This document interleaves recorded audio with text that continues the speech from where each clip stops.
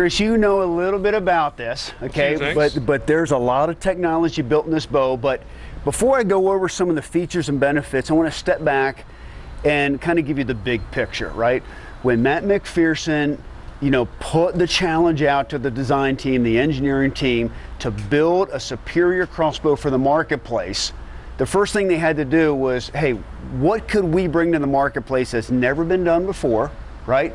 How can we provide a crossbow that's easier to use, right? Because a lot of the guys crossbow hunting today, as you know, they're coming from the gun world, they don't know archery, right? And all these qualities got put up on a whiteboard, and they just started executing. And over 2.5 years, the Sub-1 was developed. Now, the name comes from the fact that Matt said, hey, I'd like to challenge you guys to build a bow that will shoot sub-inch at 100 yards. Now, that's a pretty tall order. That's very difficult to do. Right? I mean, there's a lot of rifles out there that don't shoot that, right? But what drives all of this in the Sub-1 is precision, okay? And 50 years of building bows, right? There's a lot that Matt and the design team know about archery, right, that a lot of the other people don't know, is they build the best target bows in the world and the best hunting vertical bows in the world. So if you look at these short, wide limbs, okay, they're very Halon-esque, right? Is you have a lot of torsional rigidity, right? You don't want these limbs flexing side to side, right? You want consistency, you want power, just like a rifle. The shorter the barrel on a rifle, the more accurate it is, okay?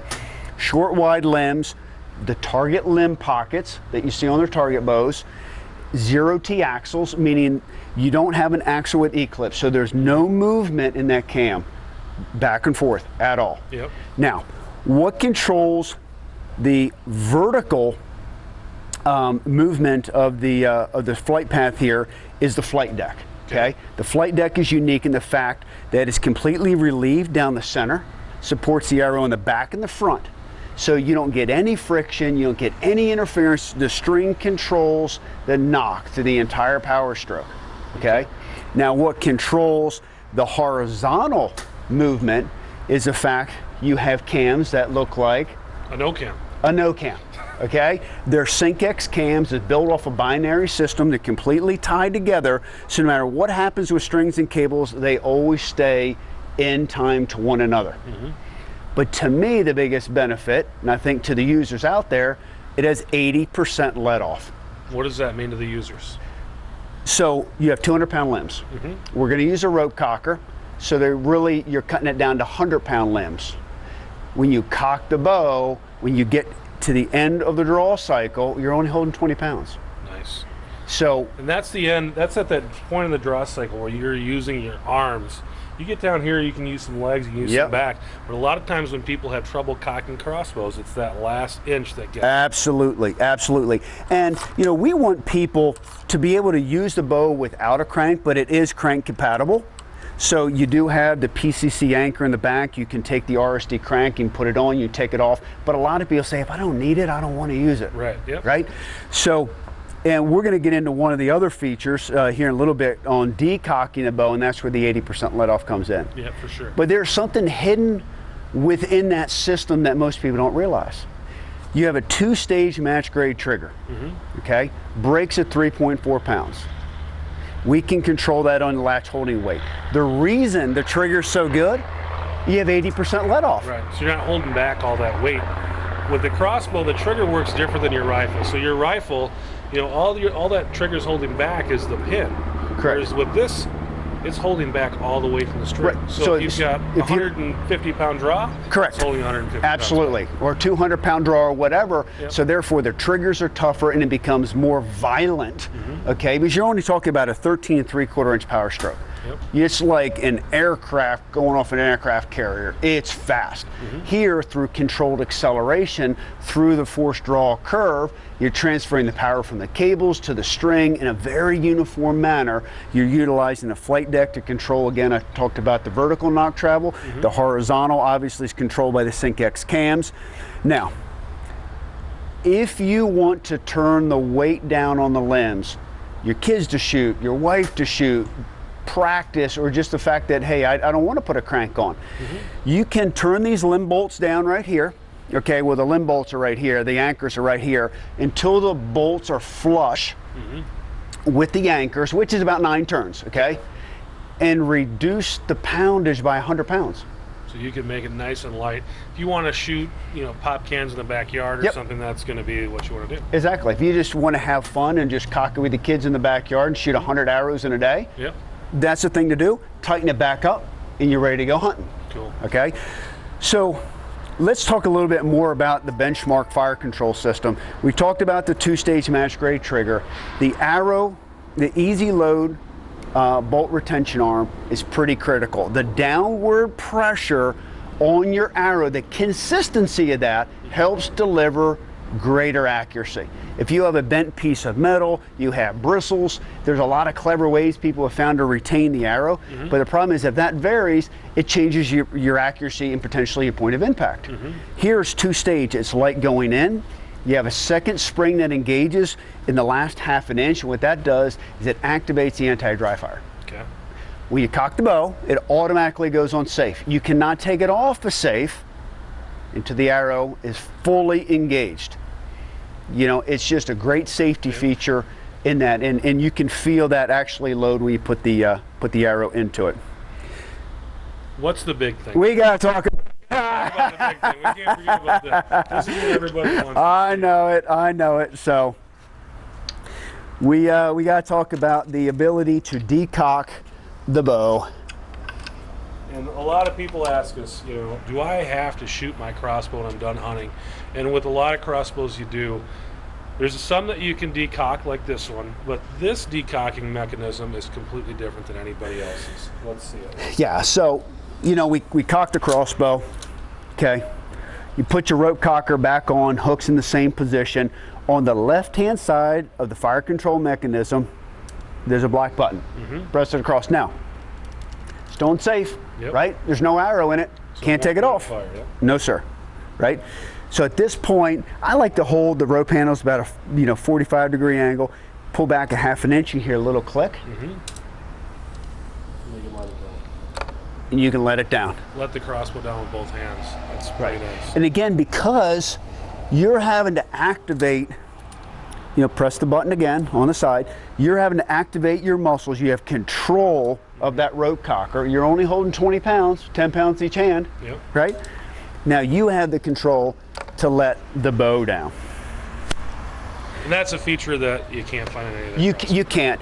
And you know, I tell people all the time, when the bow's cocked between your 2 axles and your latch, that's the danger zone. You never want to put your hands in there. Never want to put your thumb up there. We see accidents occur all the time, right? For sure. So when you're done, you get out of your tree stand, you get out of your ground blind, shoot your bow, your crossbow off, right? Decock it somehow. Here you don't have to, right? But guys, don't walk around with a cocked crossbow. It's just not safe, right? Now, if we want to shoot tight groups at 100 yards, couple things you should know. Couple things that we need to know. You need to adjust the bow to really fit you, okay? On the Sub-1, you have the ability to adjust from 14.5 to 15.75 inch length of pole, 1.25 inch travel. You have a comb height that can adjust. Right here, we have a target scope and an HHA optimizer on it. It sits up a little taller. Now we can raise that cheek piece so we can utilize the stock to fit us better so we shoot better, right? Now here we're going to shoot with a bipod. If you and I really wanted to get dialed in, we would have sandbags front and back. We would be rock solid. We got a little bit of wind going on right now, so that's certainly going to have a little impact. But the most important thing for accuracy on any crossbow is what? Making sure that you're not torqued and having good arrows. Having good arrows.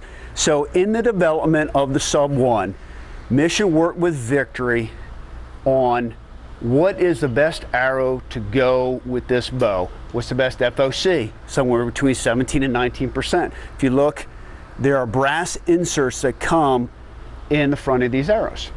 And the reason for that is you can still use a 100 grain tip, right? We're not asking you to go find a 150 grain broadhead. 1,000 straightness. You know, all the grains are printed on the box that you buy. So you know what all your arrows weigh. All those things add to the consistency, but this happens to be arrow number 5. mark your arrows. Right. Right? If you want to achieve the best group, shoot one arrow on a piece of paper, go pull it and shoot it over and over again, and understand how all your arrows qualify. Don't take it for granted that all your arrows are going to shoot in the bullseye, even though you sighted in for 2 or 3 arrows. And that's not just with a Mission, that's with any crossbow. Any crossbow. Any arrow, they're all going to be a little bit different, how they fly, how they're spined, what they weigh, so they're all going to shoot a little bit different, and you hope to find a set of 3 or 4 that all shoot about consistent, and those ones are going to be in your quiver come hunting season. Yeah, exactly. Now, for me, I love shooting 100 yards. I like the challenge to develop my shooting skill, to micromanage my arrows and the equipment. But at the end of the day, my ethical distance is about 60 yards. And for me, I sight in, take number 1 arrow perfectly at 60 yards, and all the other arrows I shoot have to fall within a 3-inch group. I'm typically shooting whitetails, mule deer, elk, and for me, that's a good standard. Okay? But after I get done all of that, I shoot broadheads. And different broadheads react differently, right? And we get the question all the time, which broadheads do you recommend? I personally, I like the Wasp Jackknife. I think the NAP Kill Zone is fantastic broadhead. You know, a lot of people shoot, you know, Rage Hypodermics. There's a lot of great broadheads, but what I tell you is make sure they say crossbow on them. For sure.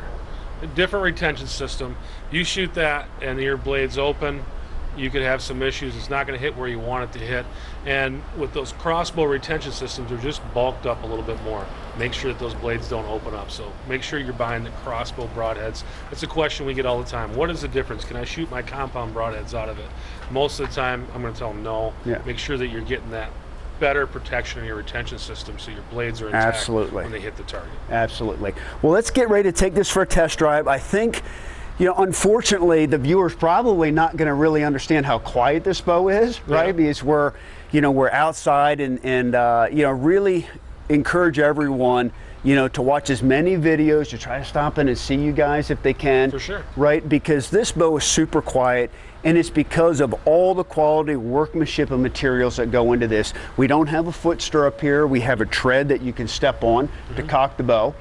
You know, we have an aluminum fully machined stock frame right here, AR-15 style grip. So everything here is high quality materials that aid in how quiet the bow shoots and how solid it feels in your hands.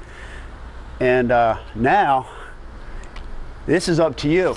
You're going to show everybody right now how good a shot you are. We're going to take a few cracks with this thing. Check out our other videos on YouTube and you'll see me shooting this crossbow.